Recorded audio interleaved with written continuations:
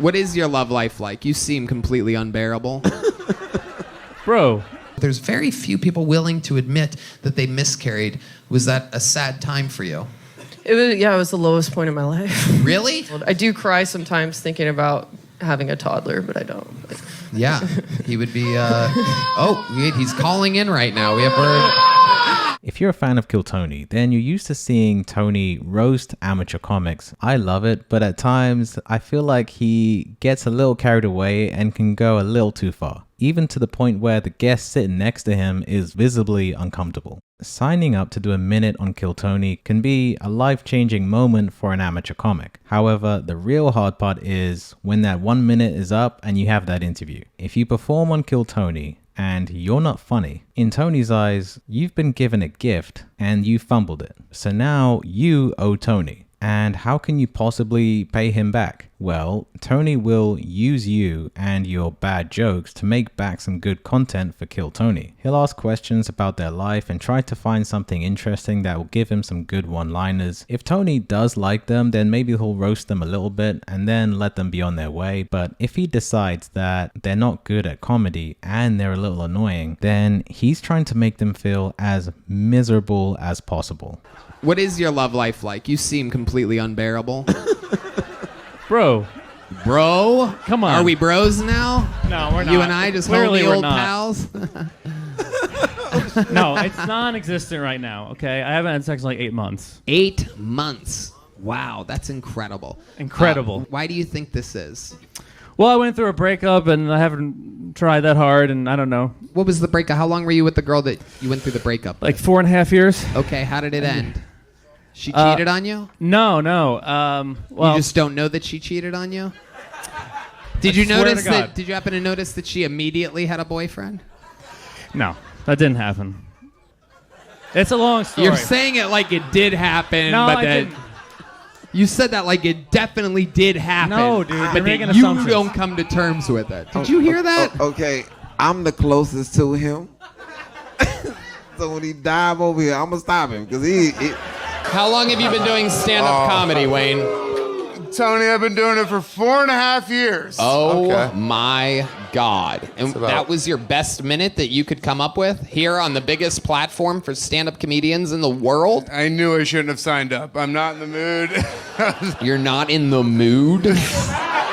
This is what I deserve, actually. Wayne, we're running on limited time. Stop rambling into the microphone. The world's smallest joke book. You gonna catch it? We're gonna see if you can catch it. It would be the My only thing that redeeming you've quality accomplished. might happen.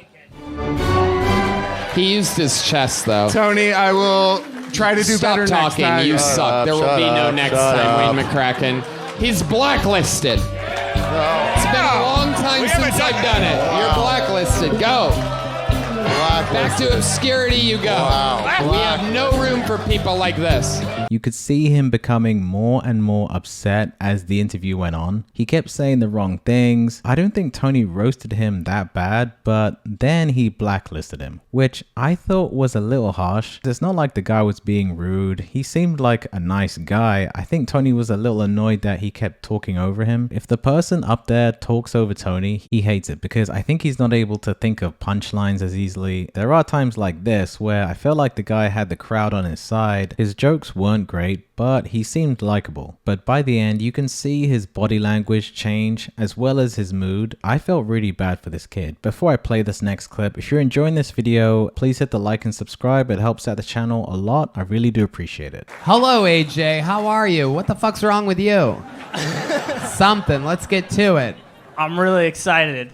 Okay. How old are you? I'm 24. 24 years old. How long have you been doing stand-up comedy? It's a little over 2 years. 2 years, and that's your minute?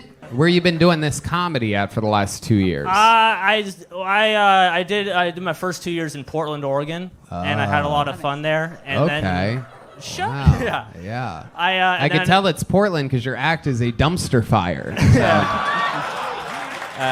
Stand over there by the red X. You're really getting a little close. Nope, the other fucking direction, AJ. Thank you so much.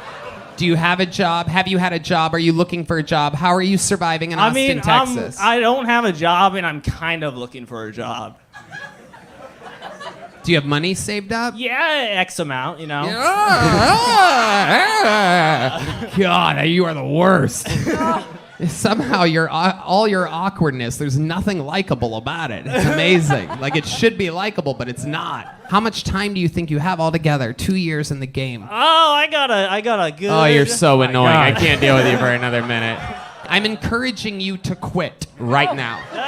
I think when you find that job, I think you should quit. I don't see it happening for you. Eleanor, you knew me when I was 24. I was already 2 years Right, into but you're not autistic. I don't think he's autistic.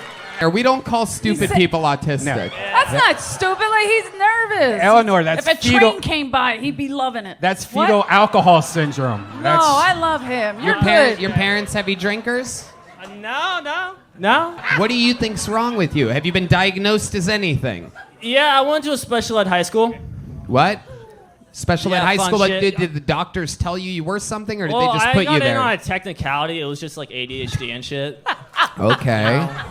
He started out so happy and at the end looked genuinely defeated, like his dreams were being crushed in real time right there. Even Eleanor had to stick up for him and say, come on man, he's just nervous. Also, the guy mentions that he went to special ed high school, so he's on the spectrum. So with that in mind, it makes it feel a little meaner. A few people in the comments also pointed this out. One said that it must be his time of the month, which reminded me of this gem from 3 months ago. by the You way, I have a sucked it period app, and every time he acts like a dick, There I you put go. it on the You're period app, bombing and it again. adds up. I'm not sure if I believe he's this mean on a daily basis, but even though he's doing this just for the show, sometimes I think he can still go too far. You suck at your job. And when you do PC. suck, It's called PC. Look at it. Dude, See? nobody You're gives slacking. a still shit. bombing. Red Band, all you do is bomb. Are you like going to edit in laughter after these things you do tonight? Why don't you just stop take the beating that you deserve, and then we move on. Put your phone Getting down, gay. dumbass. Just getting gay again.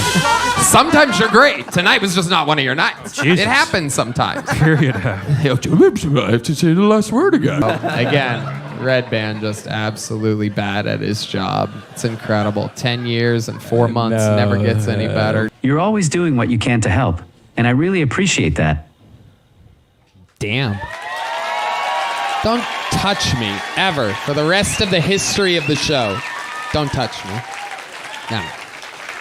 Clearly, Tony is keeping up with the character when it comes to his interactions with Red Band. That I don't mind as much because they're business partners. Red Band clearly doesn't care. When it comes to the bucket pulls, it does feel like Tony has gotten less patient. Before, if someone had a decent set, they didn't kill, but they got a few chuckles. The panel would at least have some advice for them to help make them a better comic. Now, I guess, because it's more entertaining to go straight to roasting, it makes it so that the bucket pulls are solely there for punchlines. These days, even the guest comics rarely give constructive feedback. It's more about them getting a good one-liner in, and it is funny most of the time, but also when someone does give constructive feedback, it's kind of refreshing. So it would be nice to add more of that back into the show to help balance things out. If I had a comic friend who was maybe a few years in, I'm not sure if I would recommend them to try out Kill Tony, as there's a big chance that it could be a career low point or worse. And that makes me think of this last clip where Tony and Red Band mock one of the bucket pulls who actually had a decent set. She had a miscarriage, which she brought up and made fun of, but man, they took it to the next level. Miscarriage is a very taboo subject. Doesn't get talked about much at all. Doesn't get talked about on the show. There's a lot of abortion jokes. There's a lot of I had a baby jokes, but there's very few people willing to admit that they miscarried. Was that a sad time for you? It was the lowest point in my life. Really? Do you ever celebrate like a negative 7 month, 3 week birthday for the baby? I do cry sometimes thinking about having a toddler, but I don't. Yeah, he would be. Oh, wait, he's calling in right now. We have word. Wait, he's dialing in. We're hearing him. Here he is. Is that my baby? Oh, here he is. Go back there. Chris Jr. Oh my God, I love you. Oh my God. Wait. What is, hold on. Oh God. We're getting word. Oh no, somebody's beating him.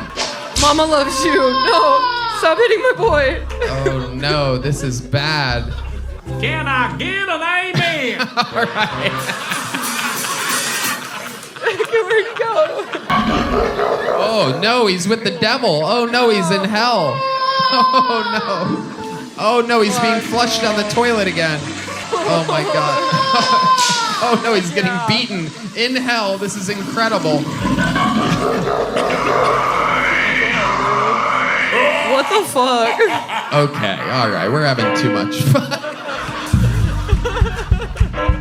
Sounds like he's having a good time down there. If there's one thing to learn from this episode is to never say anything vulnerable on Kill Tony, because it's clear that there's nothing off limits. She seemed to take it well, but she kind of has to at that point. So yeah, I think there's times when he goes a little too far. I know that's what people signed up for. They should know that if this doesn't go well, then it's going to be an awkward and humiliating interview. A lot of people that sign up are just trying to get their 5 minutes of fame, and so they deserve to be dragged before leaving the stage, but some of them are legit trying this as a career. And so bombing on a platform like Kill Tony is already a bad scenario, but then comes the interview. I'm curious to see what you guys think though. Is it just all fair game and that's what they signed up for? Let me know in the comments. As usual, thanks for watching.